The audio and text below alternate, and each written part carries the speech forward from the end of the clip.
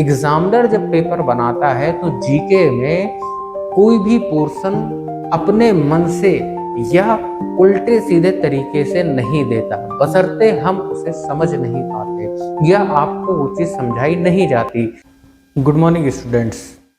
देखिए, रेलवे के एग्जाम में बच्चों के फेल होने के चांसेस क्यों बढ़ जाते हैं, इस चीज को समझना बहुत जरूरी है। अभी आगे आने वाले समय में चाहे एनटीपीसी हो, ग्रुप डी का जो दोबारा से आएगा, एएलपी का जो मेंस है आपका, बहुत सारे एग्जाम रेलवे के लगे हुए हैं। लेकिन आपको एक चीज समझना जरूरी है कि आखिर ऐसी कौन सी वजह है जिसकी वजह से मोस्ट ऑफ द स्टूडेंट्स, बहुत सारे ऐसे बच्चे हैं जो अच्छी तैयारी करने के बाद भी अंतिम समय में पेपर से बाहर हो जाते हैं। अंतिम समय का मतलब क्या है? अंतिम समय का मतलब ये है कि जब आपका प्री के एग्जाम का रिजल्ट आएगा, ठीक है, तो आपका 2 नंबर, 5 नंबर, 10 नंबर, अगर इन नंबरों के बीच आप कट ऑफ से बाहर हो रहे हो या 15 नंबरों से आप कट ऑफ से बाहर हो रहे हो, तो इसका मतलब ये नहीं है कि आपकी तैयारी कमजोर है। इसका मतलब केवल और केवल इतना है कि आपको जिस चीज पर फोकस करना था उस चीज पर आप फोकस नहीं कर पाए। अब वो चीज कौन सी हो सकती है? ठीक है, देखो, अगर आप पहले अटेम्प्ट में पेपर निकालना चाहते हैं या दूसरे तीसरे या आपका कोई सा भी अटेम्प्ट हो उसमें पेपर आप निकालना चाहते हो और आप ये चाहते हो कि मैं केवल 2, 4, 5, 10, 15 नंबर से ही बाहर हो रहा हूं और मेरा एग्जाम निकल जाए, तो सबसे पहले आपको एक चीज ध्यान देना है कि जो आपके पास 3 सब्जेक्ट हैं, कौन कौन से, मैथ, रीजनिंग और जीके, जब आप प्रैक्टिस सेट लगाते हो या पहले कभी आपने एग्जाम दिया हो तो उसमें आपने गौर किया होगा कि इन तीनों सब्जेक्ट में आप देखोगे मोस्ट ऑफ द स्टूडेंट्स के, चाहे रीजनिंग हो, मैथ में हो, उन्हें लगता है कि वो अच्छे हैं और उनके नंबर भी बढ़िया रहते हैं। कैसे नंबर रहते हैं? हालांकि मेन दिक्कत यहीं से शुरू हो जाती है कि जब बच्चों को लगने लगता है कि यार मैथ और रीजनिंग तो मैं कर लूंगा, ठीक है, जहां उनके दिमाग में ये आ गया कर लूंगा, यहीं पर सबसे बड़ी समस्या आ जाती है। क्योंकि आपको लगता है कि आपकी मैथ अच्छी है, रीजनिंग अच्छी है और आपने अच्छा अटेम्प्ट किया है उसमें, लेकिन उसमें आप बेस्ट अटेम्प्ट नहीं करते हो। कहने का मतलब आप 3 से 5 क्वेश्चन मैथ में और 3 से 5 क्वेश्चन रीजनिंग में, इन क्वेश्चनों को या तो आप खुद से गलत कर देते हो या गलती से गलत कर देते हो। बेसिकली आप अपनी ही गलती की वजह से 3 से 5 क्वेश्चन मैथ के और 3 से 5 क्वेश्चन रीजनिंग के गलत करके चले आते हो। यानी एवरेजन कोई भी बच्चा हो, मैथ और रीजनिंग को मिलाकर कम से कम 4 से 8 क्वेश्चन अपने मन से गलत करके आता है। मिनिमम 4 तो वो करके ही आता है गलत, या उन्हें छोड़ के आ जाएगा।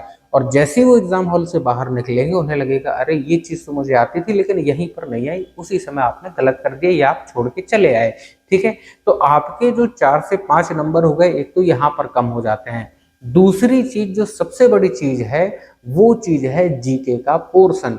बेसिकली आप लोग करते क्या हो कि आप पूरा फोकस अपना मैथ और रीजनिंग में देते हो और उसमें भी आप अपना बेस्ट नहीं कर पाते हो। 2 से, है ना, 4 से 6 क्वेश्चन, 8 क्वेश्चन आपसे मिस कैलकुलेट हो जाते हैं या आप गलत लगा जाते हो, चाहे वो अपनी मर्जी से गलत लगा दो या आप उन्हें छोड़ के आ जाते हो क्योंकि एंड मौके पर आपसे उसका सॉल्यूशन नहीं हो पा रहा होता है। ठीक है ना।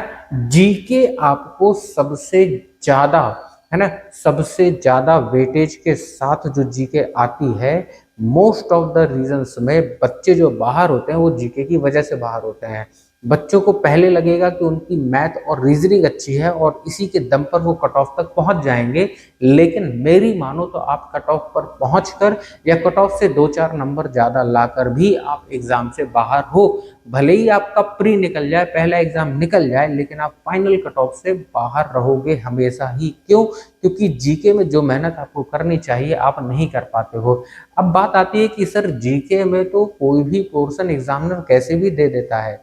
ठीक है, देखो, एग्जामिनर जब पेपर बनाता है तो जीके में कोई भी पोर्शन अपने मन से या उल्टे सीधे तरीके से नहीं देता, बशर्ते हम उसे समझ नहीं पाते या आपको वो चीज समझाई नहीं जाती। क्योंकि बहुत सारे लोग आपको ऐसे पढ़ाते हैं कि जब भी देखो, आप किसी भी टीचर से पढ़ो, चाहे आप जीके पढ़ो, मैथ पढ़ो, रीजनिंग पढ़ो, कोई भी सब्जेक्ट पढ़ो, आप एक चीज नोट किया करो, अगर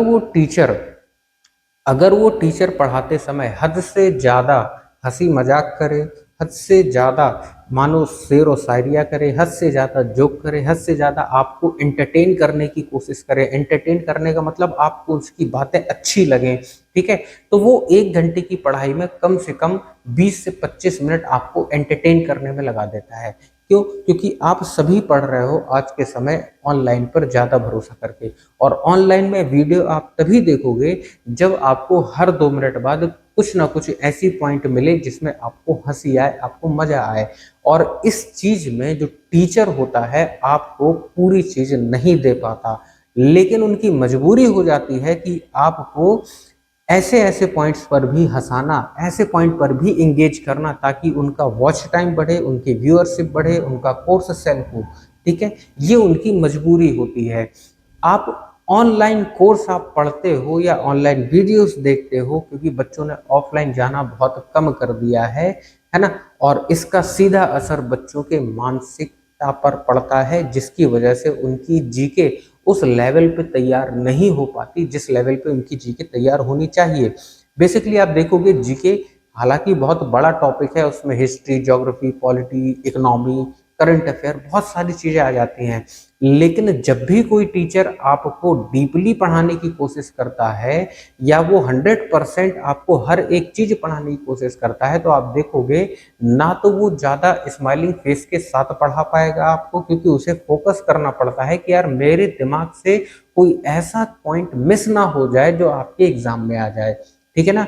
ऐसा टीचर जो आपको इस हिसाब से पढ़ाता है उनके लेक्चर्स आपको अच्छे नहीं लगेंगे। क्यों? क्योंकि वो सीरियस होके आपको 1 से 2 घंटे का लेक्चर देगा और आप बोर हो जाओगे, ठीक है? लेकिन जब आप देखो कि ऐसा टीचर जो बिल्कुल सीरियस होके हर वो पॉइंट बताने की कोशिश कर रहा है जो आपके एग्जाम में आ सकता है, उसके 1 घंटे के लेक्चर में 5 मिनट से ज़्यादा ना तो हँसी मज़ाक है, ना तो उसने आपको एंगेज करने के लिए कोई कोशिश की है 5 मिनट से ज़्यादा, ठीक है ना? आपको उस लेक्चर्स को ज़रूर अटेंड करना चाहिए। इसमें होता क्या है कि आप कोई भी टॉपिक जीके का पढ़ोगे, आपको उस टॉपिक का पूरा नॉलेज आपको मिलेगा, ठीक है?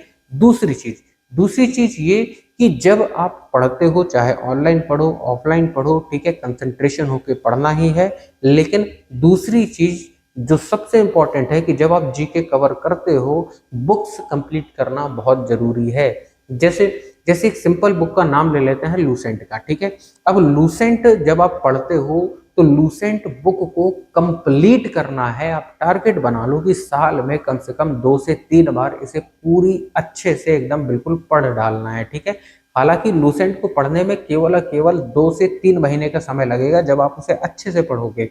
यानी अगर आप 3 महीने में भी मैक्सिमम लूसेंट को खत्म कर ले रहे हो तो 3 चौके 12 यानी साल में आप 4 बार लूसेंट को बेहतरीन तरीके से पढ़ सकते हो, ठीक है? जब आप ये चीज करना सीख जाओगे उसके बाद आप देखोगे एग्जामिनर जीके का क्वेश्चन किसी भी पोर्शन से दे, आप उसके क्वेश्चन बना ले जाओगे, है ना? इस चीज को आपको दिमाग में बैठा कर रखना है। अब अगर एग्जामिनर ने कोई ऐसी चीज डाल दी कि मान लो जैसे अभी ग्रुप डी के एग्जाम में हुआ था कि उसने सारे के सारे क्वेश्चन करंट अफेयर से ही रिलेटेड दे दिए थे, ऐसी कंडीशन में आपको कोई नुकसान नहीं होगा। क्यों? क्योंकि जब इतनी सारी करंट अफेयर आती है तो चाहे जितना होशियार बच्चा हो वो खुद उस पेपर को नहीं कर पाएगा। वहां आपको आपको और ज्यादा फायदा होता है क्योंकि जब पेपर इस तरीके से हार्ड बनाया जाता है कि कम से कम बच्चे उसे अटेंड कर पाए, तो वहां पर आपकी जो बेसिक स्किल्स है वो ही आपको एग्जाम में क्लियर करवा देती हैं कि जितना ज़्यादा आप मैथ और रीजनिंग में एक्यूरेट रहोगे उतने ज़्यादा आपके नंबर ज़्यादा आएंगे, उतने ज़्यादा आपके सिलेक्शन के चांसेस ज़्यादा रहेंगे, उतना ज़्यादा आप कट ऑफ से उतने ज़्यादा नंबर लेकर आ पाओगे। बात क्लियर है?